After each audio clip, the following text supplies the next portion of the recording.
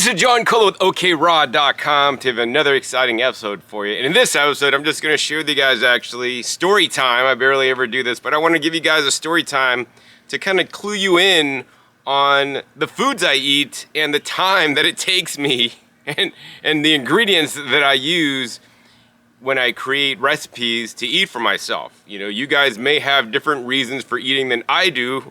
My goal with eating is to provide my body the absolute best food that will provide me my goals, my health goals in life, right?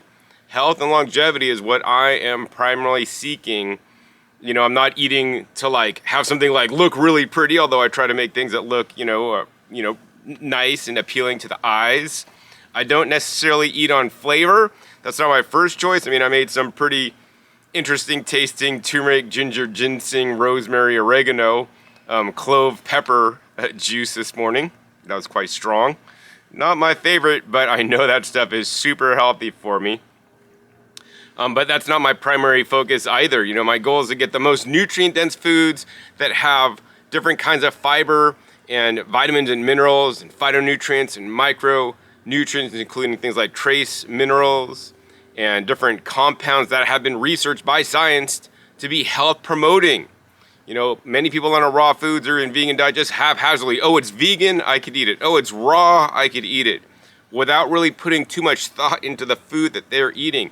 You may have seen some of my Instagram posts. Follow me at Growing Your Greens, where I show you guys what I'm eating. I also give, basic write-ups on the ingredients in there if you want to try to make something similar.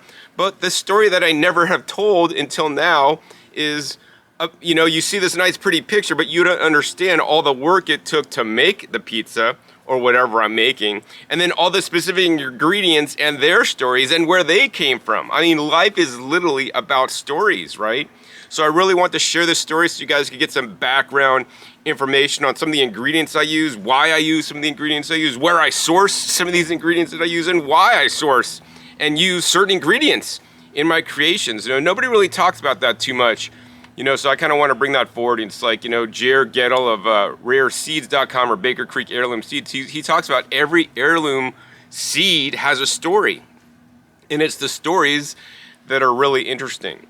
And a lot of people may pay no attention to the stories in their foods or where their foods are grown or sourced. And that is one of the most important things to me is where is my food grown and sourced? You'll see in my recipe, a lot of the ingredients that I use are sourced right here. I'm sitting in my very garden. The basil I used in my pizza were picked from some of these plants that are on their way out because it's now November and the weather's getting colder. I harvested with Raw Food Romance, Lissa and Nate. Thanks, Lissa and Nate.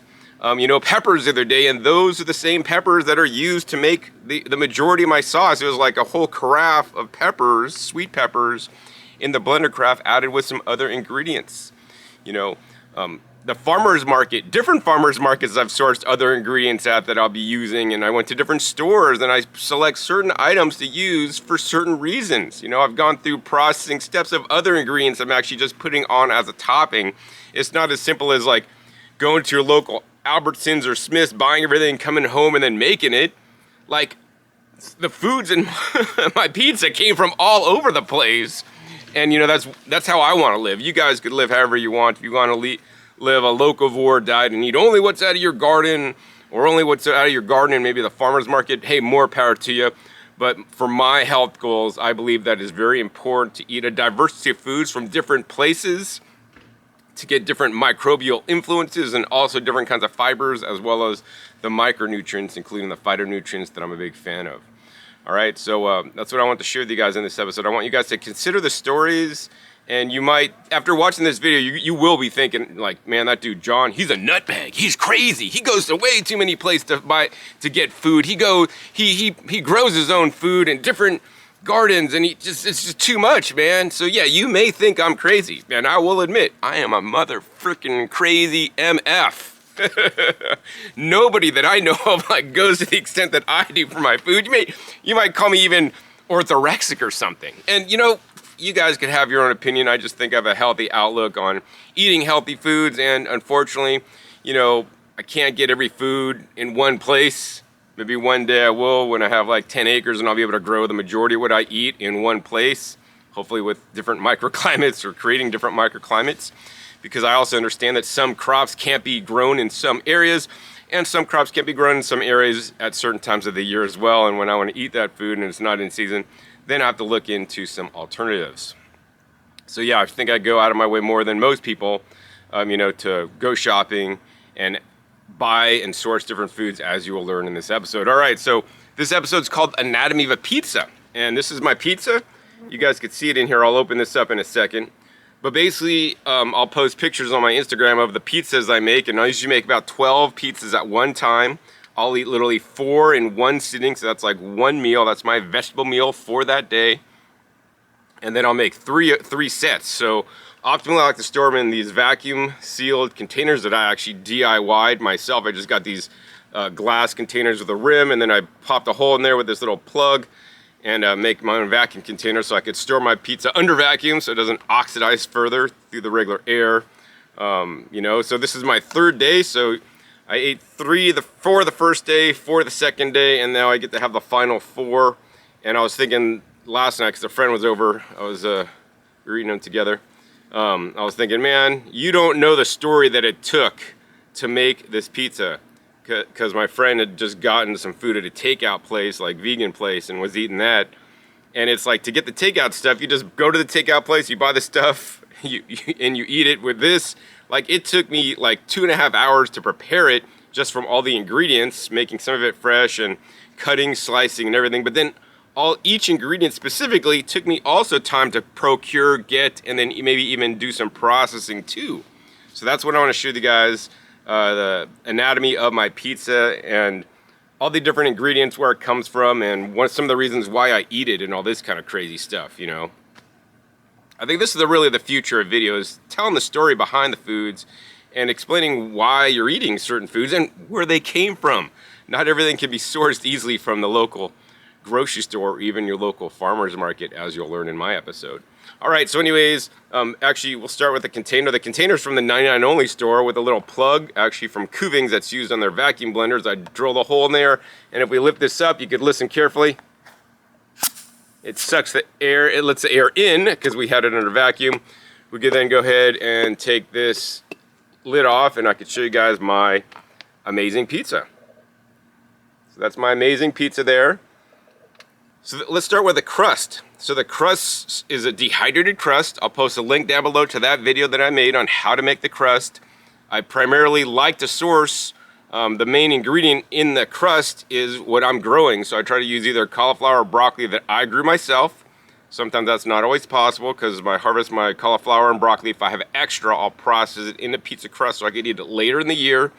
And that I'm usually harvesting around March or April. Otherwise, I'm buying organic cauliflower. It's usually probably from California. I'll then take that cauliflower and blend it up with different kinds of nuts and seeds, including chia and flax. Also some macadamia nuts. Usually I put in a whole onion and some other, Italian seasonings in there. And maybe some tomatoes or peppers that I have. Make it into a mash. And then I put on dehydrator sheets. And I put a little mold on there so I could make them exactly perfectly round. And then I dehydrate them, right? And then they go in a bag, in a Mylar bag. They're stored for months until I'm ready to eat them. I usually get out 12 at a time, and then I have the crust already made. So then I just got to make the sauce. And that's I was really inspired to make this recipe because I have lots of peppers right now. And when I have a lot of peppers, I'll use those to make the sauce, which I got to say, guys, is the bomb. So, all right, so we already went over the crust. That's a process to make. Like literally 6 months ago, I have them in sealed bags, so I can just pull them out whenever I need them. I probably still have it. I always have usually at least 24 crusts on hand, and as I run out, I'll make more. Or when I find a good deal on organic cauliflower for like $1, but now the price went up to $1.99 at the local 99 Only store, I'll buy a bunch and then I'll make a big batch of the crust. Right. Next, we have the sauce. So you guys can see the sauce is kind of hanging out in between there. And that's a red sauce. And once again, that was based on my peppers that I grew. I use mostly pimentino or pimento peppers with some sweet banana peppers and maybe like 1 or 2 mild tam jalapenos. I basically cut them in half, Made sure there's no bugs inside there because I grew them myself, all organic. And then I basically put them in a blender carafe, and like the blender carafe was pretty much full to the top. Then I mashed it down with my hand, and then I added other ingredients. I added things like raspberry vinegar, raw raspberry vinegar, and actually that one I actually had to order online because it wasn't available near me at a pretty big expense. But I'm glad to tell you guys that right now, and get it while it's still there, Trader Joe's is selling my raw raspberry vinegar from Europe. That's unpasteurized, so it is a raw food product. Now, I know some of you guys might think vinegar's toxic, but let me tell you guys, I think vinegar in moderation is a good, healthy thing to eat. In addition, and if you are gonna eat a vinegar, the raspberry vinegar and the pomegranate vinegar, that are my two main vinegars I use, link down below to my video on raw vegan or vegan condiments, the healthiest out there, and they made that video.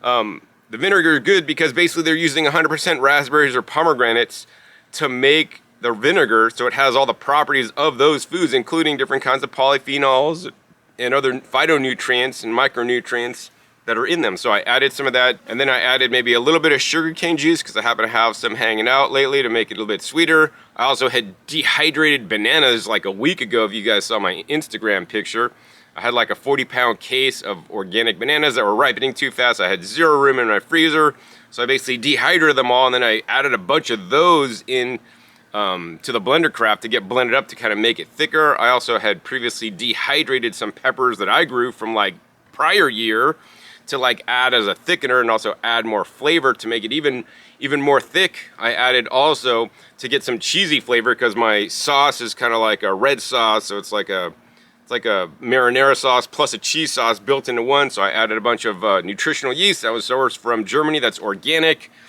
In addition, I put like half of a pickled cucumber.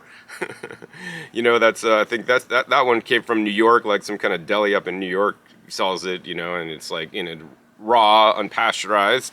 So then I put a little bit of that in there. Then I put some pizza seasoning, organic from like Frontier Herbs. Oh yeah, and then I put in dehydrated macadamia nuts from Big Island on Hawaii. These are the best macadamia nuts I found for a really good price.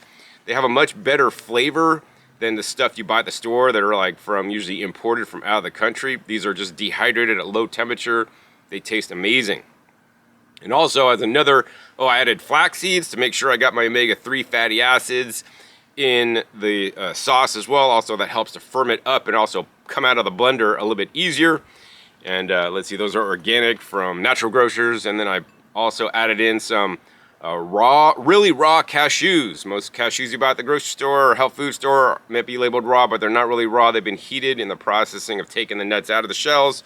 Meanwhile, I got the really raw ones from Map Monarch Raw Food World store, and they're from like Indonesia, and they basically hand take out each nut. They're more expensive, but they definitely have a more mild taste. That being said, I'm not the biggest fan of cashews, but I blended it all up. And let me tell you guys, the sauce is amazing. I have another extra 24 ounces of sauce, so I might be making some more pizzas with that over the next days, or just use it as a dip, or actually maybe add a little bit more sugarcane juice and turn it into a dressing for my salad, upcoming salad that I might have starting tomorrow because I'll be out on my pizzas. So as you guys can see, literally in the sauce alone, it was multi-steps. I have to pick through all the right peppers. I have to basically cut them open, wash them, put them in there, then I have to add the other ingredients, and then I vacuum blended it in the vacuum blender, and then I took out the sauce, and then I spread it on 12 little pizzas, or the crusts, okay? Then I had to put all the ingredients on there. So the first ingredient I put on there was the basil. So it was a process to get the basil. I didn't just go to the store and buy a bunch of basil. No, I went around to every one of these basil plants, and I would pop off the top center nubs right as they're starting to flower. So the growth tips are the parts I'm eating for better nutrition. Also, as they start to flower, I'll pluck off if they're baby small flowers. They're more antioxidant rich than just the leaves alone. So I went around to this whole side, including my Thai basil that's right here down below me. You guys can't see that. I'm plucking off all those, the baby flowers and the centers, as well as this is mostly Italian, plus the Thai basil, the other side of my yard. I also harvested over there. I had purple basil, so I harvested a bunch of purple basil as well. And then I washed that, I spun dried, and then I chopped it up fine, and then basically I put like one heaping handful on each of my pizzas and evenly distributed. my basil amongst all my pizzas. I mean, these basil plants were from different places. Like these basil plants came from the dollar store, and other basil plants were from like the nursery up in Utah that I've been growing since I think like March or April of this year in my garden to grow my own food. So as you guys can see, literally the sauce and the main topping, the basil, which is the majority of this pizza, aside from the cauliflower crust, some of the cauliflower or broccoli in the crust I may have grown, is mine. You know, I grew it. So that's my goal. You know, I want to try to really eat as much food as I can out of my garden, but then I don't want to be limited by just the food I'm growing. So then on here, we also added a bunch of other ingredients. So let me go over those for you guys right now. So the other ingredient are these guys. They're just white and they're kind of more rounded, and I could pull it off. These guys are actually called the sunchokes, and you guys should see they're red sunchokes. So these are special red sunchokes that I grew in my California garden that I brought back to use and eat. Sunchokes are high in inulin, a prebiotic fiber. They're also nice and crunchy. They're really, if you tasted jicama before, it's kind of like jicama, but it's a bit different. It's even kind of more crunchy and kind of snaps. So they make really good chips. Add them to different soups or salads or recipes like this. I slice them thin. So also grew that ingredient, which is the sunchokes. I put like maybe 1, 2, 3 sunchoke pieces on each one.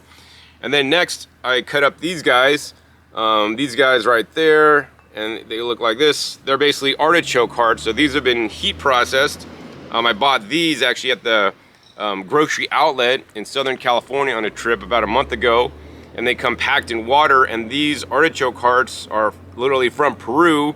They cook them and then put them in glass jars, and then they add maybe a little bit of salt and maybe some like citric acid or something and some herbs, but no oil. It is extremely rare to find artichoke hearts without oil, and these are just the hearts alone, not just the little baby flower heads. So that I really like those a lot. It just added nice texture, nice soft texture. Plus artichokes, as proven by science, even if they have been heat processed and even in a can, I don't get ones in a can, I only get them in glass jars, you know, have high antioxidant levels. And let's not mention that the artichoke is a thistle, and thistles can be very helpful to detox your liver. In addition, the thistle family, and especially the flower heart, also has unique fibers that are good for your microbiome. So I like those a lot. All right, the next ingredient that I use on here are the olives. I pretty much just put whole Kalamata olives on there. That's one right there. And they have been pitted.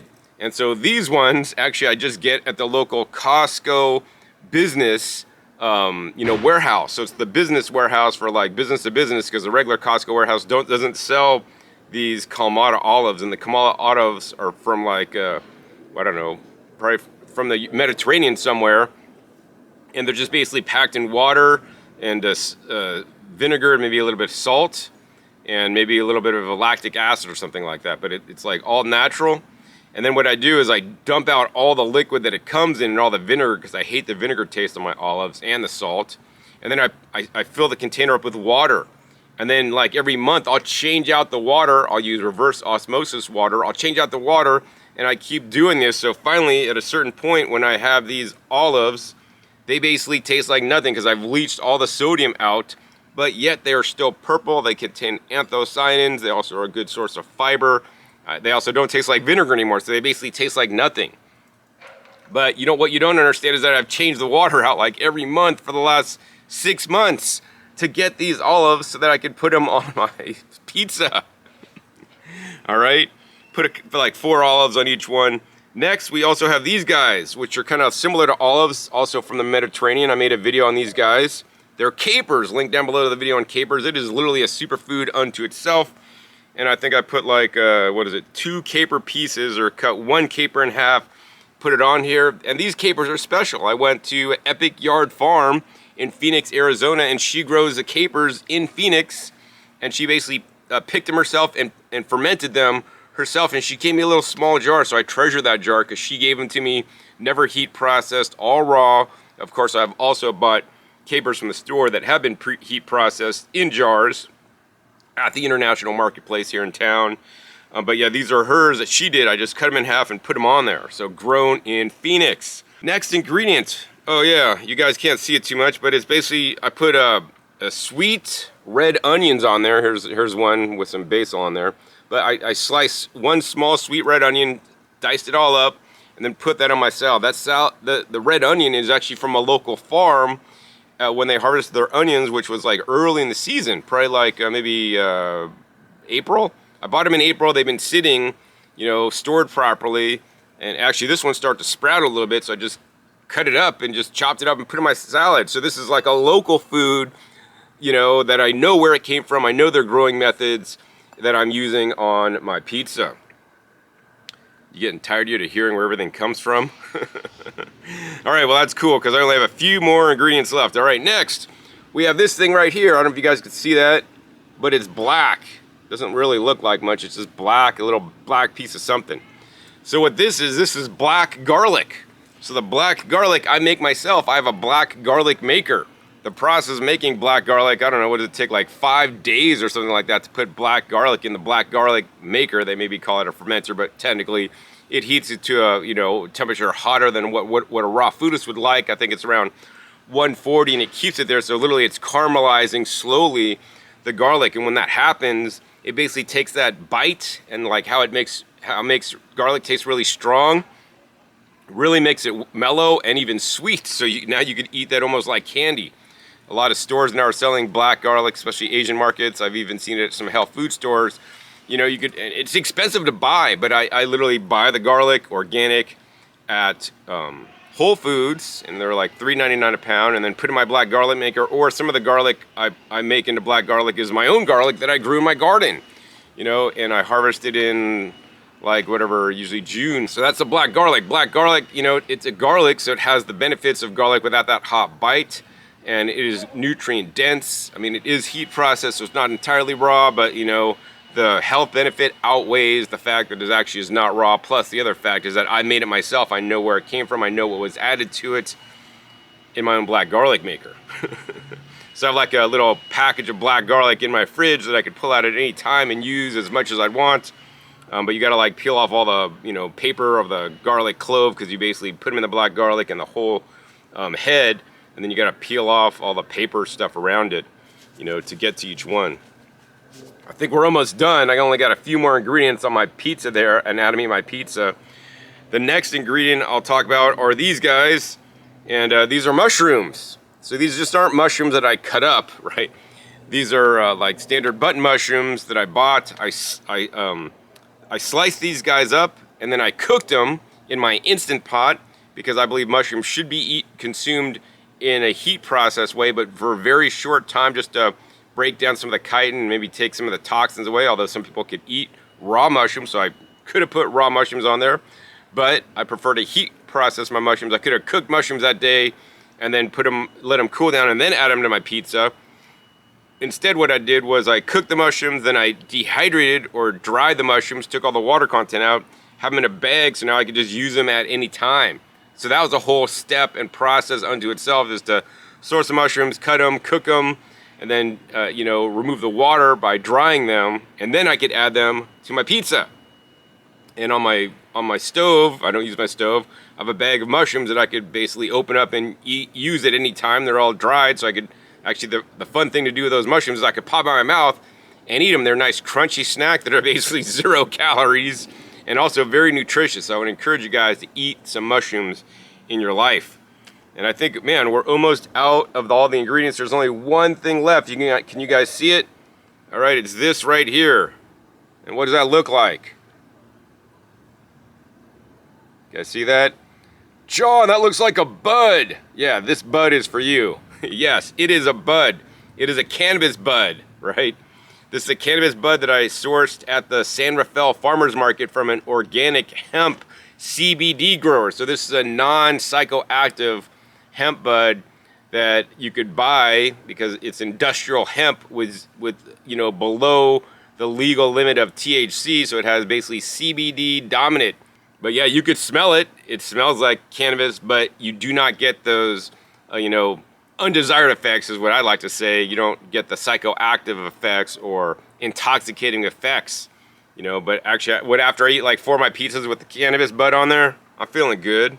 And actually, maybe that's when I came up with the idea to like make my video, this video of the anatomy of my pizza and where all the ingredients came from.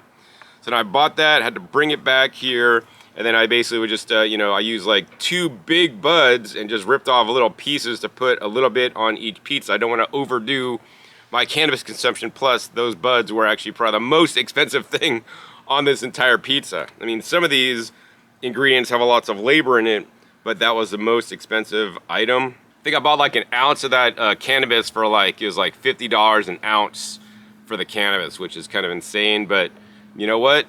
I have a really diverse pizza with a lots of diversity of phytonutrients, more importantly of different fibers and different nutrients.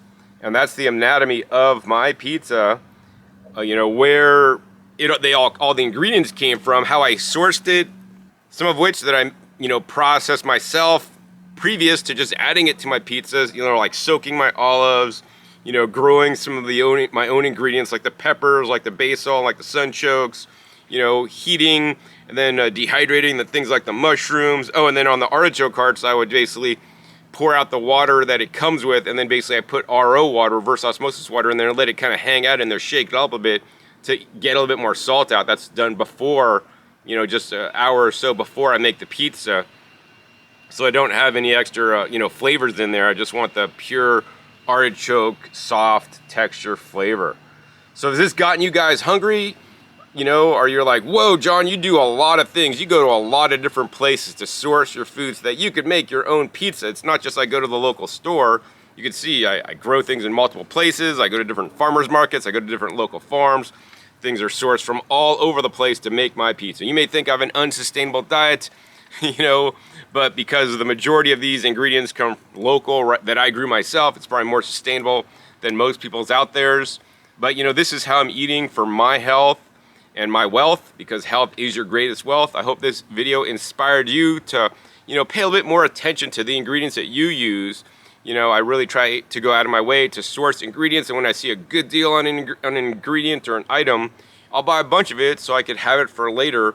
You know, should I need to be prepared for a coming food crisis like some people are saying, or whether I just want to be able to make my pizza and have things like those artichoke hearts that are, you know, packed in water instead of oil, like many artichoke hearts are. So, you know, I bought several cases of those when I saw them, and I'll use those over time.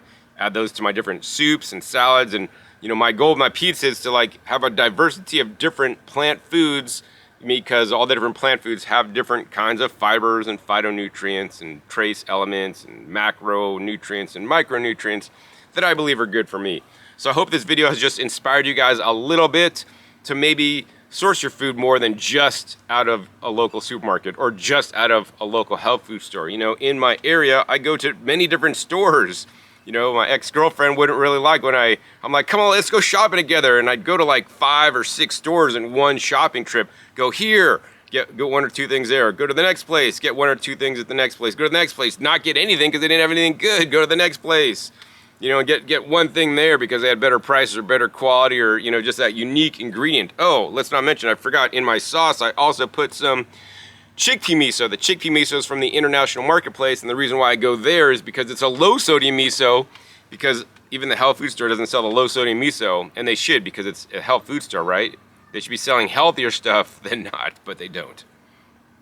All right, so that's the anatomy of my pizza. Hope it inspired you to pay a little bit more attention to the quality of your ingredients and source some of the best ingredients and have a wider variety of your diet to hopefully inspire you. My pizza is the bomb, and nobody except friends, really, and me get to eat it.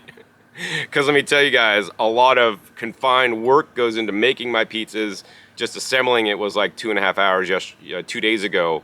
But then sourcing all the ingredients definitely just happens over the course of my life, because it's actually what I like to do in my spare time.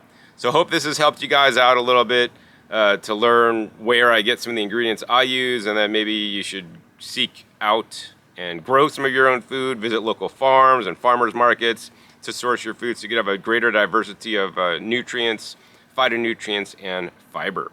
If you guys like this story time video and the anatomy of my pizza, want me to do more anatomy videos of different other things I make because I source things from all over, please be sure to give this video a thumbs up, and also please be sure to share this video with somebody else. Also, I'd like to hear your comments on what you thought of this video. I mean, I just thought of it last night after I ate 4 pizzas. Like, I should have a anatomy of my pizza and where I get all the ingredients from and what goes on there and why, and share with you guys, right? And so I don't know, should I do this? Is this a good thing, not good thing? You tell me, leave a comment. I might read it. Also, be sure to click that subscribe button right down below so you don't miss out on my new and upcoming episodes. I come out every 5 to 7 days. You never know where I'll show up or you'll be learning on my YouTube channel. Make sure you click the little bell so you get notified as many videos come out. And finally, be sure to check my past episodes. My past episodes are a wealth of knowledge. Over 600 episodes at this time on this YouTube channel dedicated to teach you guys all about how to eat the healthiest diet on the planet, which is a diet rich in fruits and vegetables. Also, link down below to how I make my crust, and a link also to my Instagram that you should follow me on so that you can see all the amazing things that I'm eating and all the ingredients that I am using. So with that, my name is John Kohler with okraw.com. We'll see you next time, and until then, remember, keep eating your fresh fruits and vegetables. They're always the best.